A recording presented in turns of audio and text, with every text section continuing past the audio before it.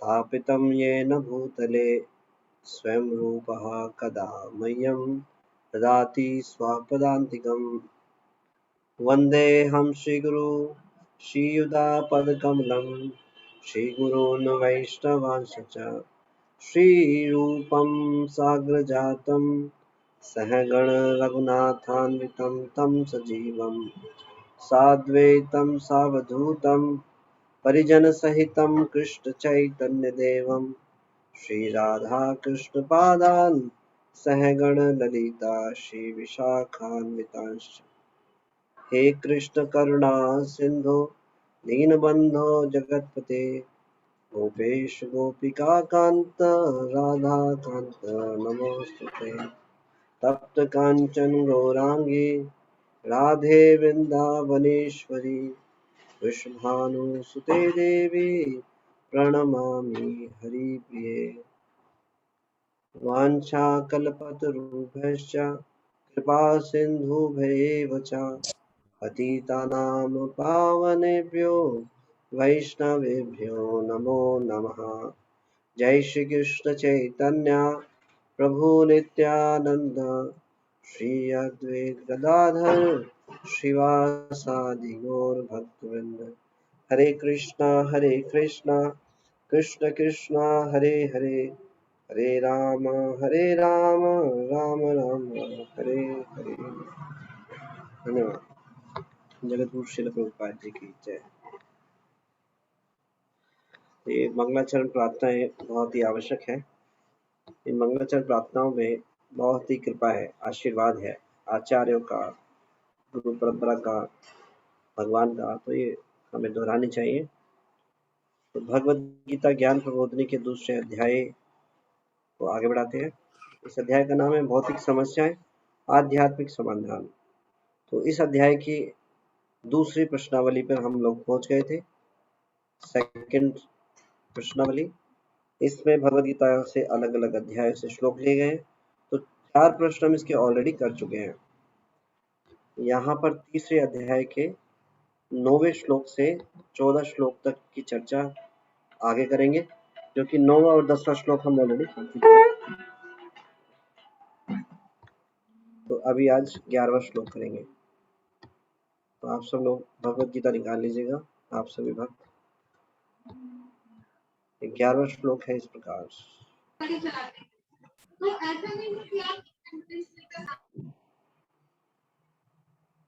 श्लोक संख्या 11।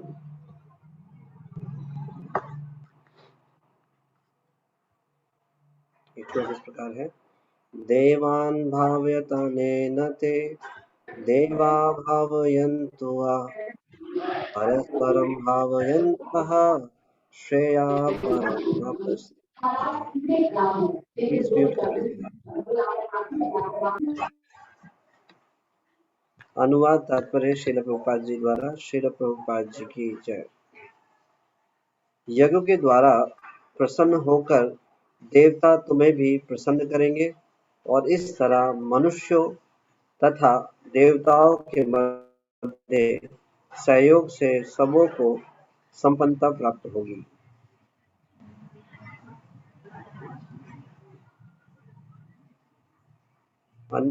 तात्पर्य, देवतागण सभी, प्लीज सब ध्यान पूर्वक सुनेगा, क्योंकि अगले अध्याय के जो प्रश्न हैं वो इन श्लोकों से होंगे। ये काम करते हैं, पहले 3 श्लोक जो श्लोक्स हैं इनसे संबंधित जो प्रश्न हैं एक बार दोहरा लेते हैं, जिससे कि आपको आसानी रहेगी उसको स्मरण करने में। तो यहाँ पर 4 प्रश्न हो चुके हैं इस प्रश्नावली के।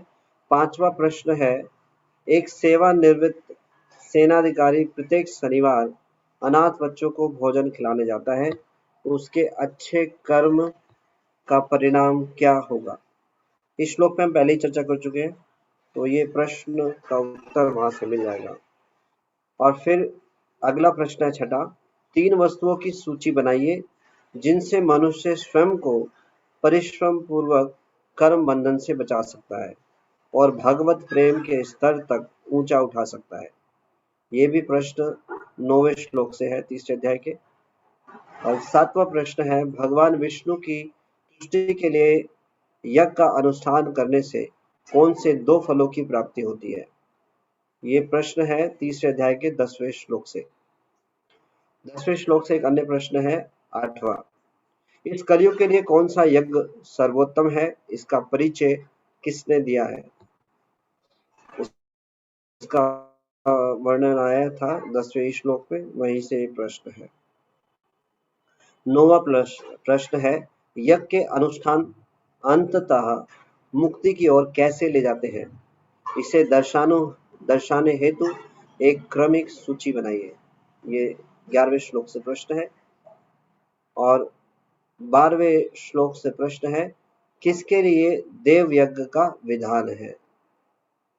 और 11वां प्रश्न है, चोरों का समाज कभी सुखी नहीं रह सकता, स्पष्ट कीजिए चोर कौन है? ये तीसरे अध्याय का 12वां श्लोक है, वहां से प्रश्न लिया गया है। 12वां प्रश्न है, भोज्य पदार्थ, जीवन की आवश्यकताएं, कच्चा माल, इनमें से किनका उत्पादन किया गया है और किनका नहीं? जिनका उत्पादन नहीं किया गया है, प्रकृति द्वारा पूर्ति मनुष्य को कैसे की जाती है? ये भी प्रश्न है तीसरे अध्याय के 12वें श्लोक से। 13वां प्रश्न है भगवत गीता के 13वें अध्याय के 13वें श्लोक से, चोर तथा सभी प्रकार के पापों को खाने वाले कौन है? और ये 14वां प्रश्न है 14 प्रश्न, मनुष्य भौतिक संसार के कलमश से कैसे बच सकता है? तीसरे अध्याय के 14वें श्लोक में बताया गया है। तो हम वापस आते हैं 11वें श्लोक पर।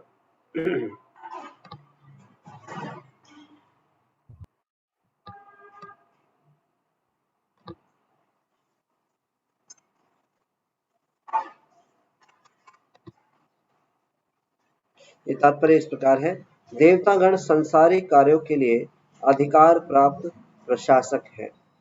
प्रत्येक जीव द्वारा शरीर धारण करने के लिए आवश्यक वायु, प्रकाश, जल तथा अन्य सारे वर उन देवताओं के अधिकार में है, जो भगवान के शरीर के विभिन्न भागों में असंख्य सहायकों के रूप में स्थित है। तो देखिए, यूनिवर्सल गवर्नमेंट के बारे में बताया जा रहा है। एक किसी विशेष देश में रहते हैं तो वहां पर एक गवर्नमेंट होती है जो सारे डिफरेंट डिपार्टमेंट्स को संभालती है। ऐसे ही ये यूनिवर्सल गवर्नमेंट है जो भगवान की अध्यक्षता में कार्य कर रही है। जैसे वाटर सप्लाई डिपार्टमेंट होता है, तो ऐसे ही जल के देवता हैं, है ना। अभी ऑक्सीजन की बहुत कमी हो रखी है ना, ऑक्सीजन के लिए अलग अलग कंपनियां हैं। तो ऐसे ही वायु देवता हैं जो वायु सप्लाई करते हैं। प्रकाश के लिए सूर्य देवता, इलेक्ट्रिसिटी डिपार्टमेंट है तो उसके लिए कौन है? सूर्य देवता, प्रकाश का डिपार्टमेंट वो संभाल रहे हैं। इस प्रकार से यूनिवर्सल गवर्नमेंट में हर एक चीज को संपन्न करने के लिए विशिष्ट देवता हैं जो कार्य कर रहे हैं। जैसे एक देश में प्रधानमंत्री होते हैं, उनके अंडर बहुत सारे केंद्रीय मंत्री होते हैं, है ना।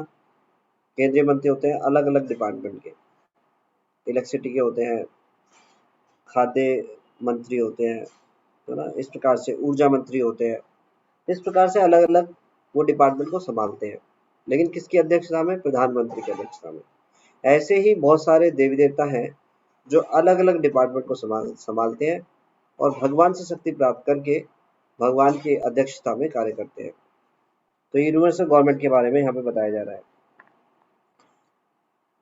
तो जो भगवान के शरीर के विभिन्न भागों में असंख्य सहायकों के रूप में स्थित है, उनकी प्रसन्नता तथा अप्रसन्नता मनुष्य द्वारा यज्ञ की संपन्नता पर निर्भर है। कुछ यज्ञ किन्हीं विशेष देवताओं को प्रसन्न करने के लिए होते हैं, किंतु तो भी सारे यज्ञों में भगवान विष्णु को प्रमुख भोक्ता की भांति पूजा जाता है।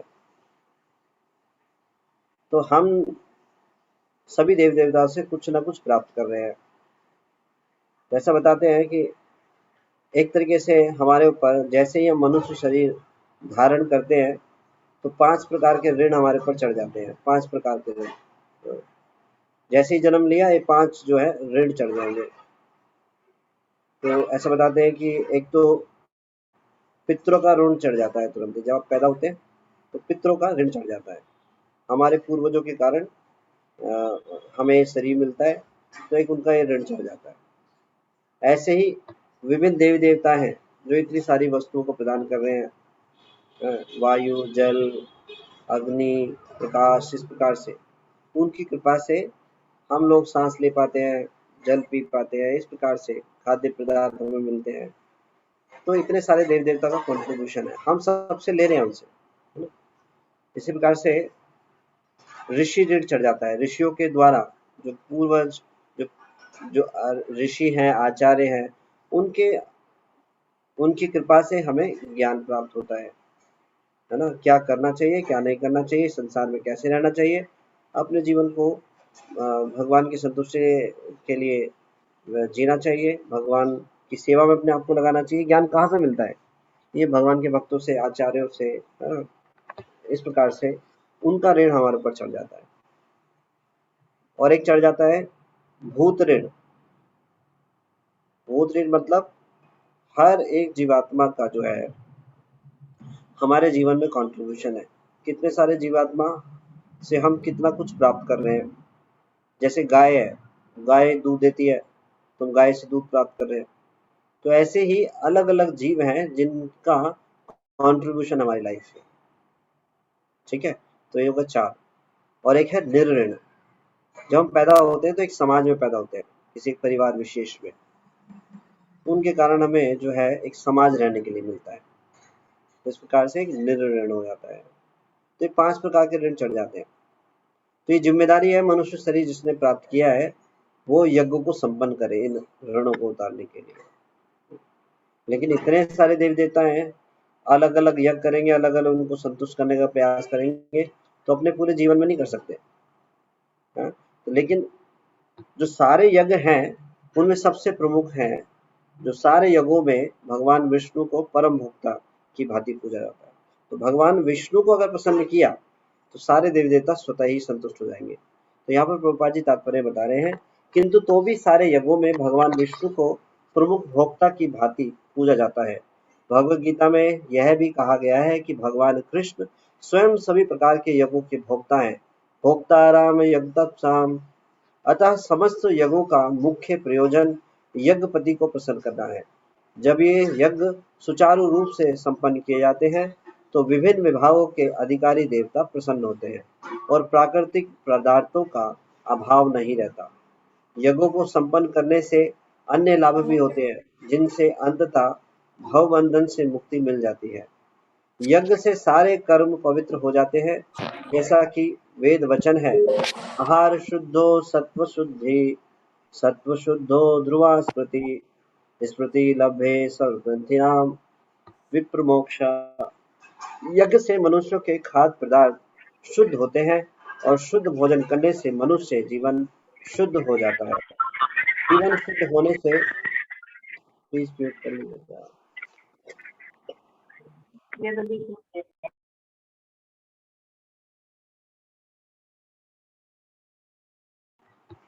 और शुद्ध भोजन करने से मनुष्य जीवन शुद्ध हो जाता है।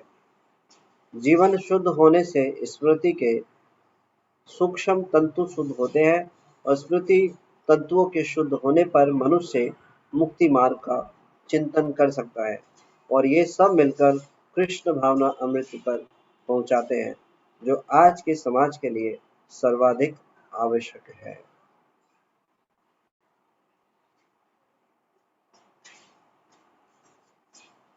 तो इस श्लोक का तात्पर्य यहाँ पे समाप्त होता है। नेक्स्ट श्लोक पढ़ेंगे यहाँ पे। इष्टान भोगान ही वो देवा दास्यन्ते यज्ञ भाविता तैदर्तान् प्रदायभ्यो यो भोक्तेस्तेन एव सा। अनुवाद तात्पर्य श्रील प्रभुपाद जी द्वारा। श्रील प्रभुपाद जी की जय। देखिए बहुत ही इम्पोर्टेंट जो श्लोक हैं, आने वाले 2 इम्पोर्टेंट श्लोक हैं, इसमें ध्यान दीजिएगा। जीवन की विभिन्न आवश्यकताओं की पूर्ति करने वाले विभिन्न देवता यज्ञ संपन्न होने पर प्रसन्न होकर तुम्हारी सारी आवश्यकताओं की पूर्ति करेंगे, किंतु जो इन उपहारों को देवताओं को अर्पित किए बिना भोगता है वह निश्चित रूप से चोर है। देखिए बहुत से लोगों को पता भी नहीं होगा। ये बोलते हैं कि जीवन का लक्ष्य है किसी से झूठ मत बोलो, किसी का बुरा मत करो। ये मनोकल्पित विचार है। शास्त्रों की बातें हैं, उनको समझना होगा, तभी हम इन शास्त्रों में के अनुसार चलेंगे, जब हम इस संसार में बंधन से बच सकते हैं। देखिए यहाँ स्पष्ट रूप से बताया है, इस संसार में जो भी कुछ हमें प्राप्त हो रहा है वो अलग अलग देवी देवता जो हैं उसको सप्लाई कर रहे हैं, लेकिन किसकी अध्यक्षता में? भगवान से प्राप्त करते हैं, उसको आगे भेजते हैं। तो ये इम्पोर्टेंट है। उन उपहारों को देवताओं को अर्पित किए बिना अगर कोई भोगता है तो वह निश्चित रूप से चोर है। अगर वो देवी देवताओं को प्रसन्न करेगा, अलग अलग देवी देवताओं को, तो ये संभव नहीं है, इतने सारे देवी देवता हैं। लेकिन जो कृष्ण है, विष्णु है, अगर कोई उनको प्रसन्न करता है तो सारे देवी देवता सभी संतुष्ट हो जाते हैं। क्यों? क्योंकि सारे देवी देवता भी उन्हीं से शक्ति लेते हैं, वस्तुएं लेते हैं और आगे सप्लाई करते हैं। तो इसलिए भगवान को अगर कोई बिना अर्पण किए किसी भी वस्तु को भोगता है तो वो चोर है। तात्पर्य में श्रील प्रभुपाद जी बता रहे हैं, देवतागण भगवान विष्णु द्वारा भोग सामग्री प्रदान करने के लिए अधिकृत किए गए हैं। तो सारी चीजें कहाँ से आ रही हैं? भगवान से, और देव देवता उनसे लेते हैं और आगे सप्लाई करते हैं। अतः नियत यज्ञों द्वारा उन्हें अवश्य संतुष्ट करना चाहिए। वेदों में विभिन्न देवताओं के लिए भिन्न भिन्न प्रकार के यज्ञों की संस्तुति है, अतः वे सब अंततः भगवान को ही अर्पित किए जाते हैं। किंतु जो यह नहीं समझ सकता कि भगवान क्या है, उसके लिए देव यज्ञ का विधान है। कोई मैंडेटरी नहीं है देवताओं के लिए यज्ञ करने का, आवश्यकता नहीं है। लेकिन जो भगवान को नहीं समझ पाता तो वो इसलिए अलग अलग देवी देवताओं को यज्ञ करते हैं, उन्हें प्रसन्न करने का प्रयास करते हैं। लेकिन अगर भगवान विष्णु को प्रसन्न करा, उनके लिए यज्ञ किया, तो आवश्यकता नहीं है अलग अलग देवी देवताओं के लिए अलग अलग यज्ञ किए जाएं। अनुष्ठानकर्ता के भौतिक गुणों के अनुसार वेदों में विभिन्न प्रकार के यज्ञों का विधान है। प्लीज म्यूट कर लीजिएगा।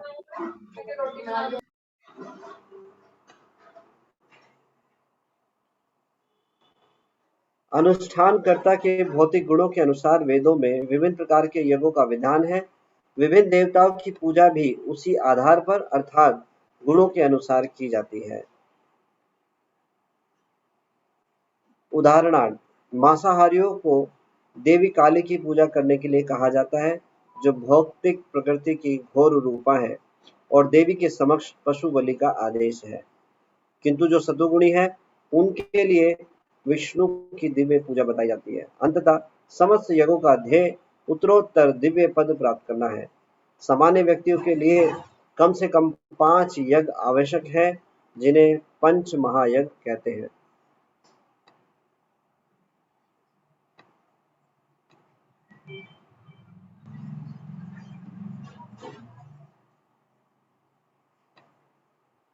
यहाँ पे एक रिक्वेस्ट आई है, सेकंड लाइन से एक बार रिपीट करने के लिए प्रभु जी बोल रहे हैं 12वें श्लोक को। ठीक है, मैं एक बार रिपीट करता हूँ। मैं इसको दोबारा रिपीट कर रहा हूँ पूरे तात्पर्य को फटाफट से। देवतागण भगवान विष्णु द्वारा भोग सामग्री प्रदान करने के लिए अधिकृत किए गए हैं। तो देव देवताओं को किसने लगाया है सेवा में? भगवान ने। वो भगवान से सामग्री प्राप्त करते हैं और आगे सप्लाई करते हैं। किनको? हम सब जीवात्माओं को। अतः नियत यज्ञों द्वारा उन्हें संतुष्ट करना चाहिए। किनको? देवी देवताओं को, है ना। तो वेदों में विभिन्न देवताओं के लिए भिन्न भिन्न प्रकार के यज्ञ की संस्तुति की गई है, किंतु वे सब अंततः भगवान को ही अर्पित किए जाते हैं। तो यहाँ पर ये बता रहे हैं श्रील प्रभुपाद जी कि जो सामग्री देवी देवता प्रदान कर रहे हैं वो भगवान से प्राप्त करते हैं और हम सबको प्रदान करते हैं। तो ऐसा वेदों में वर्णन है कि अलग अलग देवी देवताओं की यज्ञ किया जाए, उनको संतुष्ट किया जाए। लेकिन ऐसे लोगों के लिए जो अलग अलग गुणों में अलग अलग जैसे प्रकृति के 3 गुण हैं, तो अलग अलग प्रकार के गुणों में लोग हैं, तो वो हायर चीजों को नहीं समझ पाते कई बार, तो उनकी किसी प्रकार विशेष प्रकार के देवी देवता की संस्तुति की जाती है। लेकिन अगर कोई भगवान विष्णु को संतुष्ट करने का प्रयास करता है, उनको प्रसन्न करता है, तो उसको मैंडेटरी नहीं है, देवी देवताओं की पूजा करने की आवश्यकता नहीं है ना। तो यहाँ पे स्पष्ट है ये। वेदों में विभिन्न देवताओं के लिए भिन्न-भिन्न प्रकार के यज्ञों की संस्तुति है, किंतु वे सब अंततः भगवान को ही अर्पित किए जाते हैं। तो अगर वो देवी देवता की पूजा भी करेंगे तो उनकी जो पूजा है अंत में जो है वो भगवान को ही जाएगी, इनडायरेक्टली वो भगवान को ही जाएगी। तो क्यों ना फिर डायरेक्ट ही भगवान को संतुष्ट करने का प्रयास करें। किंतु जो यह नहीं समझ सकता कि भगवान क्या है, उसके लिए देव यज्ञ का विधान है। अनुष्ठानकर्ता के भौतिक गुणों के अनुसार वेदों में विभिन्न प्रकार के यज्ञों का विधान है। विभिन्न देवताओं की पूजा भी उसी आधार पर अर्थात गुणों के अनुसार की जाती है। उदाहरणार्थ मांसाहारियों को देवी काली की पूजा करने के लिए कहा जाता है, जो भौतिक प्रकृति की घोर रूपा है, और देवी के समक्ष पशु बलि का आदेश है। किंतु जो सतुगुणी है उनके लिए विष्णु की दिव्य पूजा बताई गई है। अतः अंततः समझ यज्ञों का ध्येय उत्तरोत्तर दिव्य पद प्राप्त करना है। सामान्य व्यक्ति के लिए कम से कम 5 यज्ञ आवश्यक है, जिन्हें पंच महायज्ञ कहते हैं। किंतु मनुष्य को यह जानना चाहिए कि जीवन की सारी आवश्यकताएं भगवान के देवता प्रतिनिधियों द्वारा ही पूरी की जाती है। कोई कुछ बना नहीं सकता। उदाहरणार्थ मानव समाज के भोज्य पदार्थों को लें। इन भोज्य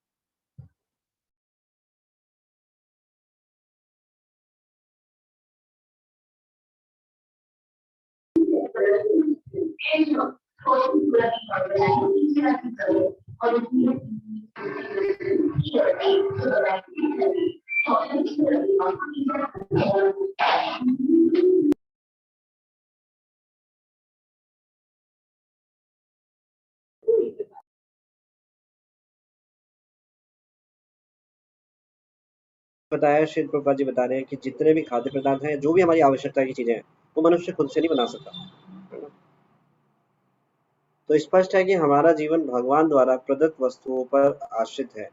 यहाँ तक कि हमें अपने उत्पादन उद्यमों के लिए कच्चे माल की आवश्यकता होती है, यथा धातु, गंधक, पारद, मैग्नीज तथा अन्य अनेक आवश्यक वस्तुएं, जिनकी पूर्ति भगवान के प्रतिनिधि इस उद्देश्य से करते हैं कि हम इनका समुचित उपयोग करके आत्म साक्षात्कार के लिए अपने आप को स्वस्थ एवं पुष्ट बनाएं, जिससे जीवन का चरम लक्ष्य अर्थात भौतिक जीवन संघर्ष से मुक्ति प्राप्त हो सके। तो ये ध्यानपूर्वक देने की बात है। यहाँ पर ये बता रहे हैं कि सारी चीजें जो आवश्यकताएं हैं, जो हमारी आवश्यकता की चीजें हैं, वो सारे देवी देवता उपलब्ध करा रहे हैं। क्यों करा रहे हैं?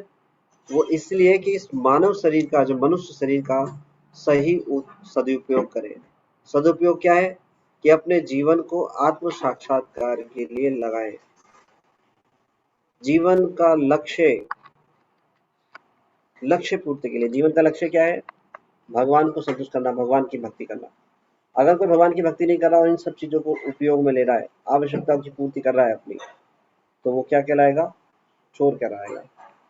तो ये बहुत इंपॉर्टेंट है। यज्ञ संपन्न करने से मानव जीवन का यह लक्ष्य प्राप्त हो जाता है। यदि हम जीवन उद्देश्य को भूलकर भगवान के प्रतिनिधियों से अपनी इंद्रिय तृप्ति के लिए वस्तु लेते रहेंगे और इस संसार में अधिकाधिक फंसते जाएंगे, जो कि सृष्टि का उद्देश्य नहीं है, तो निश्चय ही हम चोर हैं और इस तरह हम प्रकृति के नियमों द्वारा दंडित होंगे। चोरों का समाज कभी सुखी नहीं रह सकता, क्योंकि उनका कोई जीवन लक्ष्य नहीं होता। देखिए, सुखी ना होने का कारण क्या है? यहाँ इस पे इसलिए बता रहे हैं प्रभुपाद जी, चोरों का समाज कभी सुखी नहीं रह सकता। अगर भगवान की भक्ति नहीं कर रहे, भगवान को संतुष्ट करने का प्रयास नहीं कर रहे, सारी चीजें भगवान को अर्पण नहीं कर रहे और प्रसाद रूप में उसको ग्रहण नहीं कर रहे, तो क्या है? चोर है। तो चोर कभी सुखी नहीं रह सकते। भौतिकवादी चोरों का कभी कोई जीवन लक्ष्य नहीं होता, उन्हें तो केवल इन्हीं तृप्ति की चिंता रहती है। वे नहीं जानते कि यज्ञ किस तरह किए जाते हैं, किंतु चैतन्य महाप्रभु ने यज्ञ संपन्न करने की सरलतम विधि का प्रवर्तन किया है। यह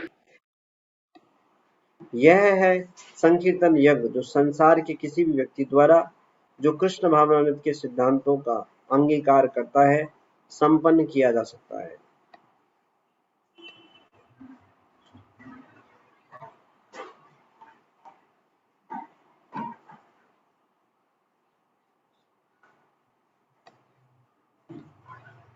इसके बाद 13 श्लोक है जो कि अभी नहीं हो पाएगा। तो एक 13 और 14 श्लोक को कर लेंगे और उसके बाद उससे संबंधित प्रश्न, तीसरे अध्याय से जो संबंधित प्रश्न है, कल पहले श्लोक करेंगे 13 और 14, उसके बाद सारे प्रश्न लेंगे यहाँ पे। 1 2 3 लगभग 9 प्रश्न हैं इन श्लोकों से, तो कल करेंगे, आज यहीं पे विराम देते हैं। तो यहाँ पे एक प्रश्न है कि यज्ञ का क्या मतलब है। यज्ञ क्या मतलब है, हाँ,